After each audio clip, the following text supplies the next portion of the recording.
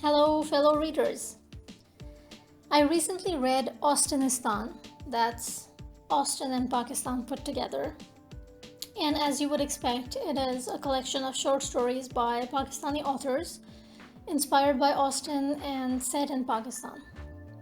So there's 7 stories in total. And if you count either Lady Susan or Sanditon, there are 7 works of Jane Austen. Naturally, I would expect the 7 stories to each represent one of Austen's works, but that's not the case.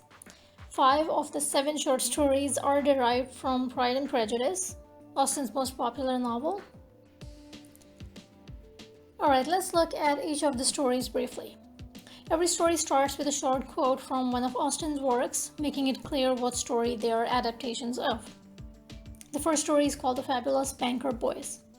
You have no trouble identifying this one as a Pride and Prejudice adaptation, if you can call it that, because the story is basically Pride and Prejudice's first 4 chapters, ending at the ball where Darcy snubs Elizabeth. Jane is Jahan Ara, Elizabeth is Alicia, Kate is Khadija, Lydia is Lena. You get the idea. The problem is that because an entire story, a beginning, a middle, and an end, has to be fit into a 27-page short story, the ending is rushed. A meek and submissive Alicia has already fallen for Mr. Dar at the end of the wedding, despite his arrogance, his insulting Alicia, and his misogynistic remarks and behavior. What I did like about the story was how the original setting was transformed into modern Pakistan. There were authentic references and details like cobwebs of electric wires, potholed streets, how every wedding was a Bollywood production, as well as the intricacies and hypocrisy of Pakistani high society.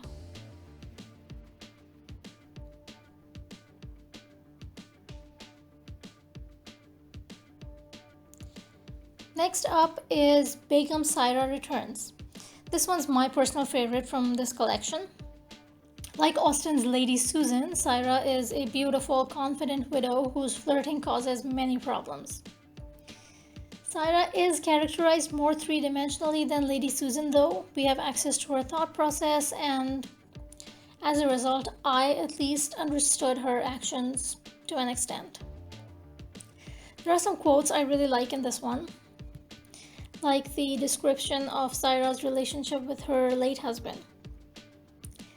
It had been such a heady feeling, living with a man who worshipped the ground she walked on, who spared no expense in making her happy. It was a life Saira easily became accustomed to, and even though she never truly felt that she was in love with him, she loved him simply for being so good to her. I also enjoyed the complex portrayal of the freedom that Saira feels after her husband's death. Saira stood for a while, walking around the room, trying to imagine where to place her new furniture. The thought of not having to ask somebody else's opinion on redecorating felt like a strange sort of new pleasure. The third story is Iman Ever After. Iman is supposedly modeled after Emma, though I had trouble finding any character similarities to Austen's Emma. Iman is divorced, and while she does worry about her aging appearance and she has introduced her best friend to her husband, she's not the vain, self-important, matchmaking Emma. She's also not that young. Harun, the hero, also has nothing in common with Mr. Knightley. He's a womanizer and a commitment phobe who suddenly announces his wedding to a random girl, then abandons the wedding to come see Iman at the end. By this story, I've noticed 2 problematic trends in this book. The first is the compulsion to mention Western fashion brands relentlessly and unnecessarily. The second trend is more disturbing.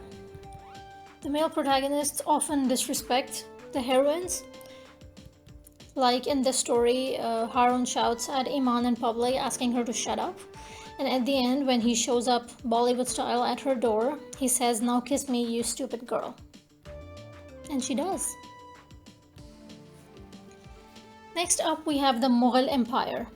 The main character is a Miss Bingley type woman from Pride and Prejudice, Kamila Mughal, whose brother and his friend, this friend that she wanted to marry, have both been, according to her, seduced by two sisters who are nobodies from Islamabad. The story itself, though, was disappointing. Kamila reluctantly meets an old schoolmate, Siraj. She insults him. He overhears. She's embarrassed. Once she hears that he's a rich lawyer living in London, she's interested in him. And then on the last page, they have their first date. A year after that, they're married. Siraj influences Kamila's career in a way that, she sells her society magazine, becomes the writer of a book that sells truckloads of copies, lands a film deal. All of this happens on the last page. There are two quotes I like in this story. If it had been your heart, trust me, you'd have recovered by now. In fact, if you ask me, a wounded ego is much worse than a wounded heart.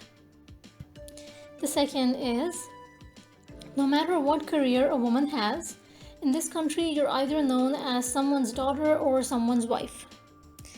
This second quote is by Kamila's sister Leila, who has married early, is not happy, and by the end of the story she's gotten a divorce and has become a successful businesswoman.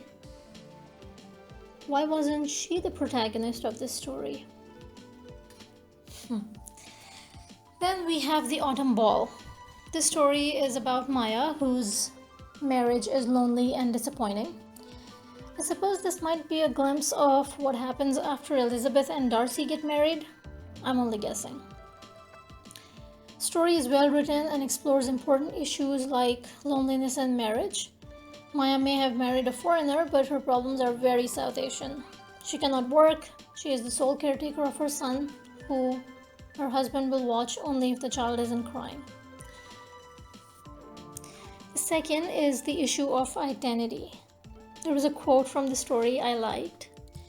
In England, she'd never quite shaken that feeling of being too Pakistani to be British. She wondered now if she was desi enough for Pakistan. The story ends very unsatisfyingly though, and definitely not happily, with Maya dancing alone, wondering if she has overreacted.